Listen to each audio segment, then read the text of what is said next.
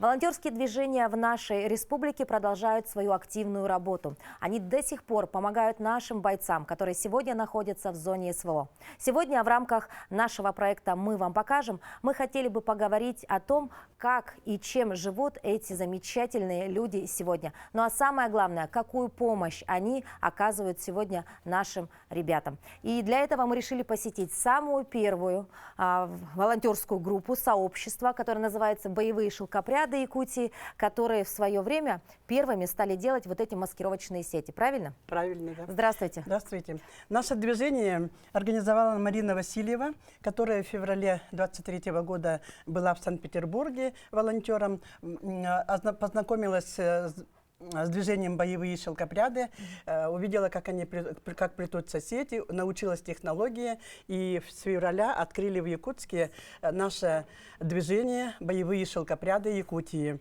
С февраля месяца у нашем объединении насчитывается около 200 человек. Это люди, которые добровольно идут, помогают нам, ежедневно приходят. В основном это пенсионеры или люди, которые находятся в отпуске. Есть люди, которые приходят после работы, после рабочего времени. Вот эти сети, это, конечно, уже практически, по ним узнают вас. Это уже практически как ваш бренд, можно сказать, да? То есть, если мы видим, что такие сети изготавливаются, то самый большой объем это делаете вы, правильно? Да. Вот из чего вы это делаете? Это вот делается из специальной ткани, которая называется спанбом, гель и другие названия. Да? Вот сейчас вот мы видим эту ткань спанбом, которую мы заказываем в Санкт-Петербурге.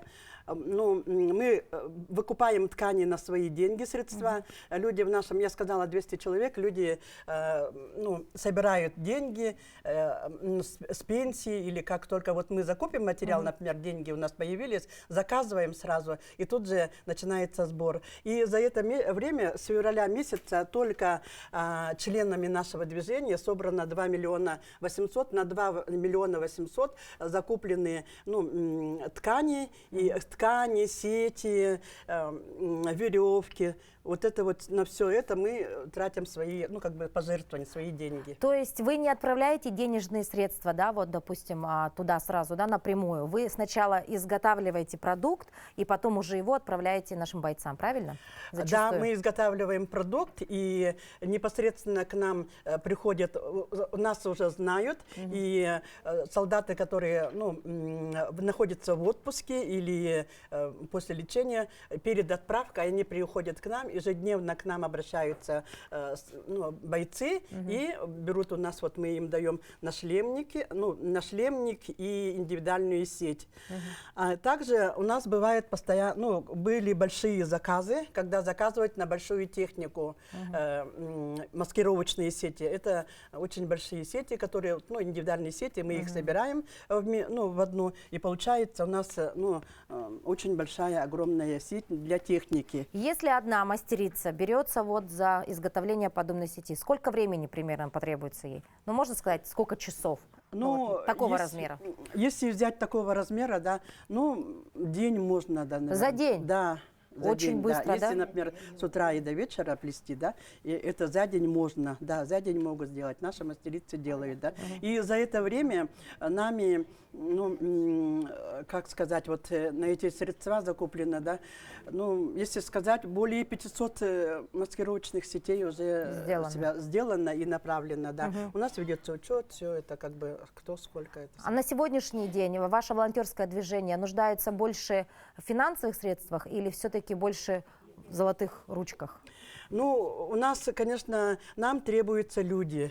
Руки золотые. Мы призываем неравнодушных людей приходить к нам. Если у вас время, можете уделить час-два. Это будет очень посильная, хорошая помощь для нас, потому что нас мало, не хватает рук.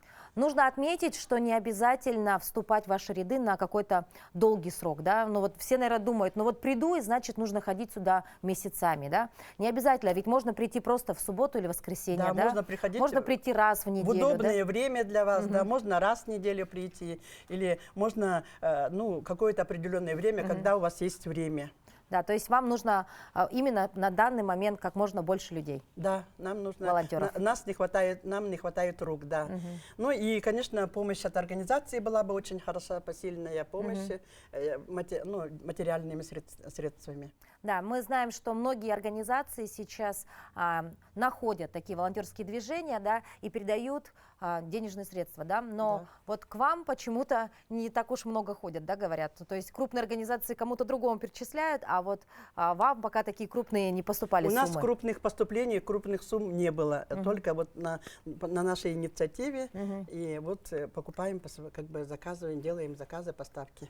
Но маскировочная сеть – это не единственный продукт, который вы производите, да. Мы знаем, что у вас сегодня вы делаете и обереги, и теплые стельки для наших ребят, да. Очень много полезных вещей, да. Письма собираете от ребят, да. Именно обо всем об этом мы поговорим сейчас непосредственно с мастерицами, которые делают это все своими золотыми, добрыми руками.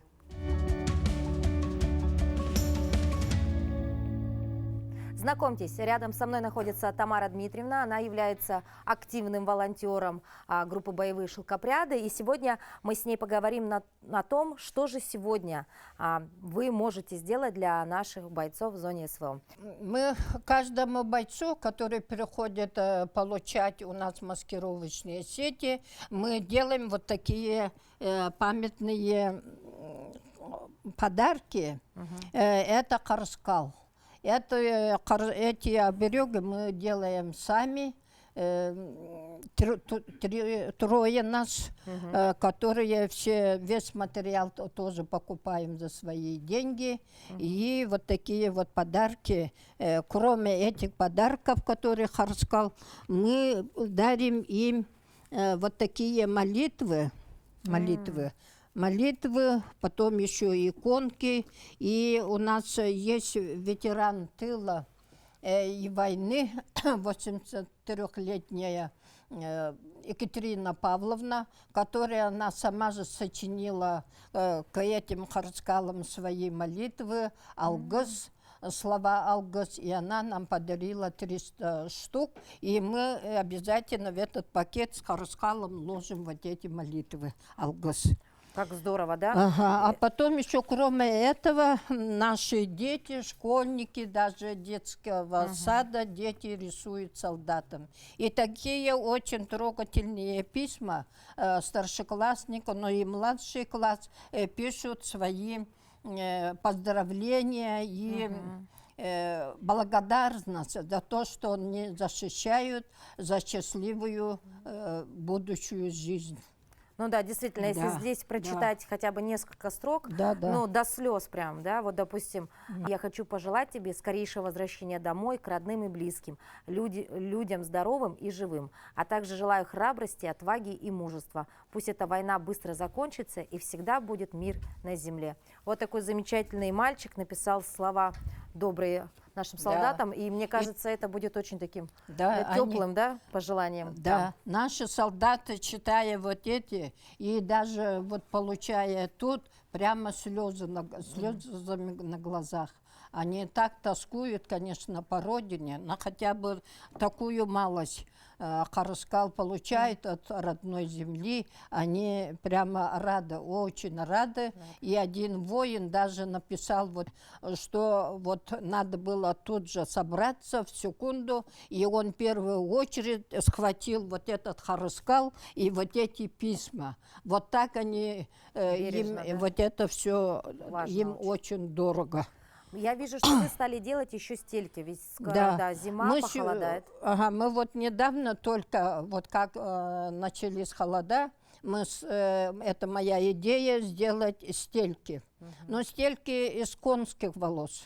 Это не простые стельки, которые сейчас в магазине продаются. Вот такие, да? Но они, конечно, Жесткие. очень много труда, но этого стоит. Вот, Вот такие вот хвосты, жеребенка и волосы нужны для стельки именно. Сколько примерно стелек можно сделать из такого Ну, хвостика? зависит от размера хвоста. Бывают большие жеребята. Ну, вот с этого размера, А примерно. вот с этого вот один. Один качественный, хороший, потому Комплект, что да? они... Вот видите, с этой стороны нету, вот эта сторона только, поэтому можно делать. Ну, бывает побольше. А где Есть- приобретаете вот все эти Ну, конские хвостики? приобретение сейчас, конечно, очень трудно, потому что еще не сезон. Сезон забоя начнется где-то в ноябре-декабре.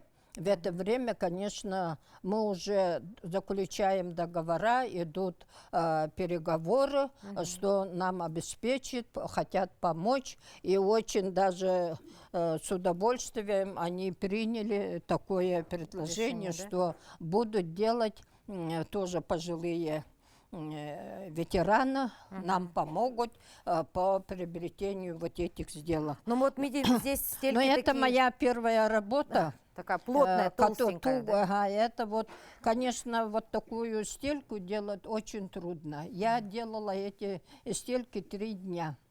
Ага, с помощью, конечно, всяких таких Подручных средств? этот самодельных таких предметов. Это, например, резинка, и это помогает нам плести вот такие вот, ну, что вот такие вот.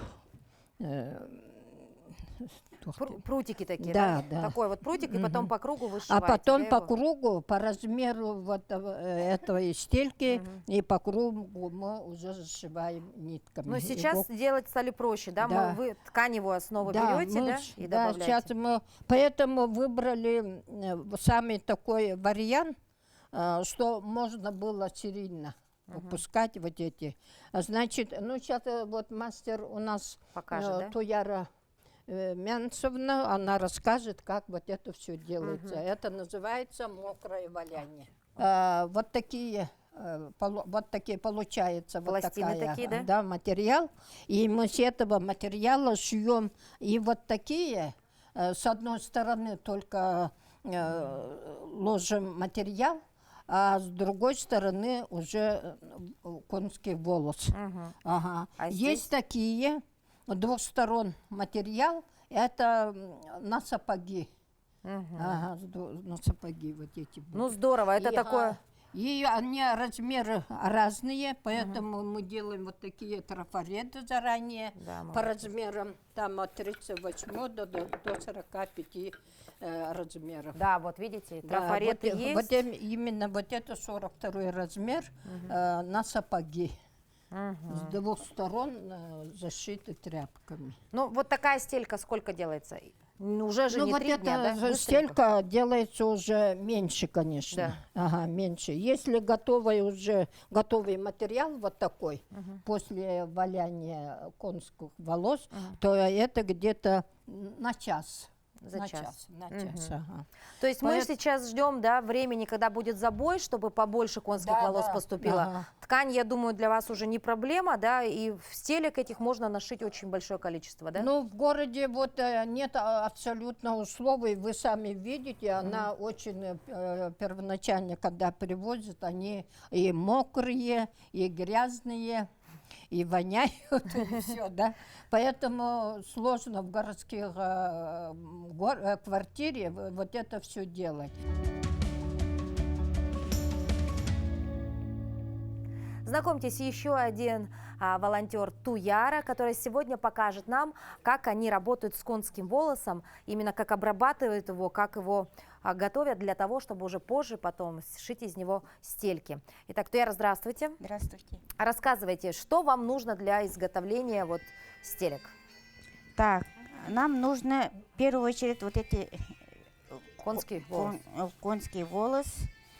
И вот поддон желательно, потому что поддон это из-под обуви, вот такой большой. Желательно, чтобы мы этот мокрое валяние, поэтому тут у нас этот Грязно будет немножко грязная и водичка. вода будет. ага. Ну вот, И, допустим, вы взяли... Ага. Обязательно вот такие пупырчатые пеленки нужны, вот эти, потому что для валяния, для мокрого валяния они нужны. Нужны. Такие. Ага. Так, смотрите, но у нас же вот был хвост в таком виде, да? Ага. Вы это все отрезаете просто? Отрезаем. Ага. Просто отрезаете, Вот да? отрезанные вот лежат, да? Вот так, да? М. Туяра, ну вот так вот, да, потом вы Мгм. прям по волосинкам Ага. разделяете, да? С этой стороны лучше брать, где вот кончики а с этой стороны уже вытаскиваем. А. Тогда вот вытаскивать удобнее. И вот так вот прям по Почти вот так, ага, По вот так, волосинкам. по Ой. волосинкам.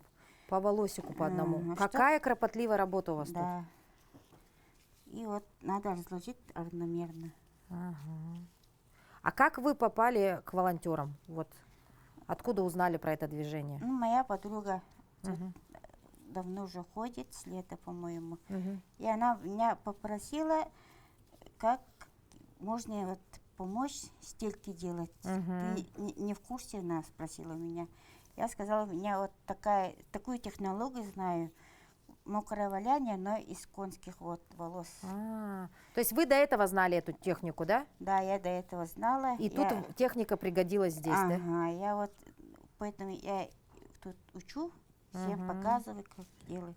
В общем, вот Помогаю. так по волосинке Ага. мы разделяем конский хвост, да? И Немножко- укладываем вот таким... Ага, равномерно. Вот так. Мгм. Ну, а Просто. размер делаем, ну, чтобы побольше, чем стельки, потому что когда валяние делаешь, они уменьшаются. Ага. Далее. Далее потом мыло заранее готовим.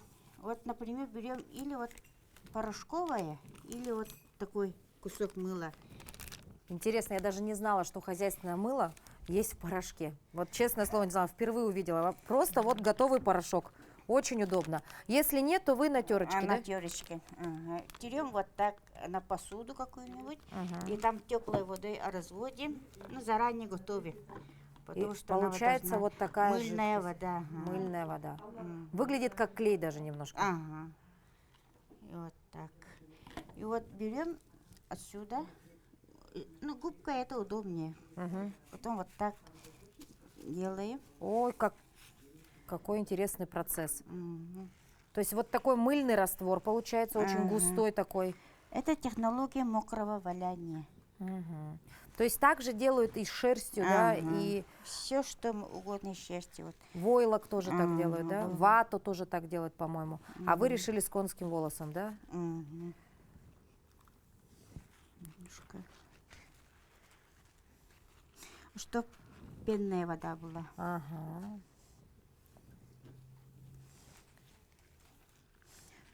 Как часто вы приходите вот помогать? По возможности, да? Ну, я из-за того, что по состоянию здоровья не работаю, поэтому Мгм. тоже сюда как очень часто не Мгм. могу приходить. Накрываем еще такой пеленочкой тоже. Мгм. И вот что скользило, тоже мыльной водой сверху делаем. И вот катит. Вот так. То есть вот так катаете? Такая. Мгм. Вот пупырчатая вот в этом помогает. Трением. Ага. Поэтому, ну, это занимает примерно 20-15 Давайте минут. покажем, что у нас там получилось. Пока вот только вот видите? так. Мгм. Но это еще долго надо. Здорово. Сколько? 15-20 минут примерно, да, этот Ага. кусочек? Мгм. Вот молодец, пришла, да, волонтерское движение, и свои знания принесла другим людям. И сегодня, Вот видите, она вот мыльная стала. Но она еще совсем не готова. Она еще вот разрывается для того. Поэтому, чтобы не разрывалась, поверх пленки делаем. какой кропотливый труд. Вот так Вот так. крути, крути, крути, крути, да? Мгм. Катай, катай. 15-20 минут Мгм. катаешь.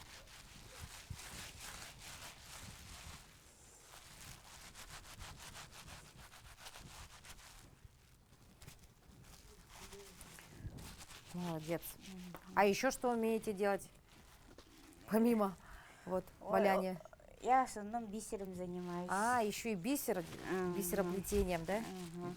Я дома, из-за того, что дома сижу, Мгм. вот это хобби мое, бисероплетение достает мне и удовольствие, и немножко вот этот... Денежек приносит в семью, Мгм. да? Да, да. Продаете свои украшения и так Ага. зарабатываете, да? Мгм. Здорово.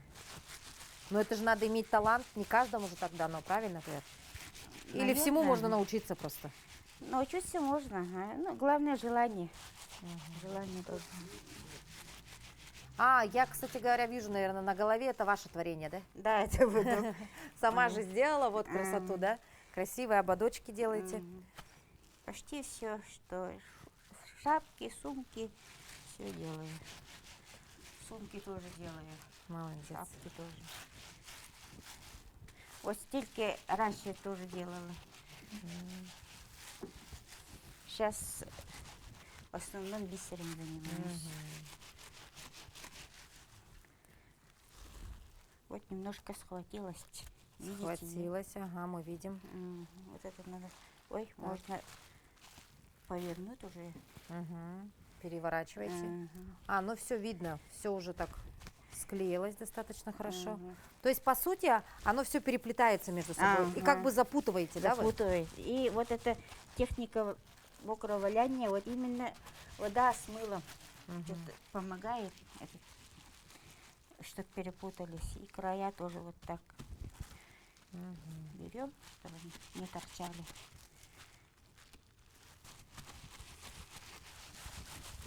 Ну вот действительно, как после такого не сказать, да, что подобные, да, вот вещи, они делаются не просто, да, с какой-то душой, да, здесь и теплота рук, да, и вот вся любовь. Ну вот кто будет стоять, да, и вот так вот часами заниматься вот таким очень кропотливым делом. Действительно, это люди большой души, и они ко всему этому относятся с великим таким патриотическим чувством, да. Прям восхищаюсь вот вами, честное слово. Действительно, этот процесс занимает достаточно много времени, и показать его в рамках нашего проекта мы не можем, но, в принципе, вот теория, она такова. И на практике мы все увидели своими глазами, просто на это нужно время. Туяра, вот после того, как пройдет вот там 30 минут, да, вот вы делаете одни и те же манипуляции, да, далее что происходит? Потом мы берем, немножко отжимаем, чтобы пенная вода стекала. Потом полоскаем вот В чистой воде? чистой водой. Под душем, например, можно вот лейка. Она уже не распустится, да? Ага. На душ или на ванну ложишь, не покручиваешь. Не выкручиваем, ага. Не выкручиваешь. Ложишь, потом ложим, потом вот под душем или вот тазике вот таком. Прополоскали, да? Прополоскали. Отжимать не надо. Отжимать не надо. Там в душе или ванной вот так поперек вот палку ложим. И подвешиваете на палочку, Ага. чтобы вода стекла, правильно? Ага. И потом оно сохнет. Она сохнет. Сколько примерно по времени надо, чтобы высох такой пласт? Быстро сохнет, потому что стекает быстро и сохнет. Быстро. И еще на радиатор ложим, чтобы быстро сохло. Ага. И вот такой готовый пласт потом получается, да? И к нему мы потом прикладываем вот наши стелечки, да? Ну а мы сейчас встретимся с еще одной мастерицей, которая также изготавливает стельки. Но стельки уже будут немного другие. Знакомьтесь, Вера Тимофеевна, она тоже является общественником, неравнодушным жителем нашей республики, ну и, конечно, является членом вот такого замечательного движения, как «Боевые шелкопряды Якутии». Здравствуйте. Здравствуйте. Какую свою лепту вы внесли вот, в развитие этого замечательного движения в нашей столице? Когда я услышала про команду, можно так сказать, волонтеров «Боевые шелкопряды», когда они нуждались в помещении, когда надо было почистить снег в детском саде, я, конечно, взяла телефон и позвонила Марине и, значит, предложила свою помощь. Также депутату рассказала, мы, значит, организовали концерт, и в первый вклад это было, значит, 120 где-то тысяч на ткань, на материал, на закупку. И так я вошла, значит, в эту организацию, волонтерила, помогала. На данный момент также я с питанием помогаю, договариваюсь, чтобы наших волонтеров, которые непосредственно тут целыми днями работают, хотя бы раз в день что-то привозили кушать. На сегодняшний день, значит, то, что вот стельки, да, Тамара Дмитриевна, и мы начали варианты другие еще искать.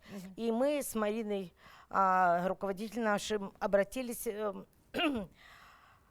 к руководителю, директор Сардана Андреевой Варваре Семеновне с помощью, чтобы как бы, может, они нам что-то помогут.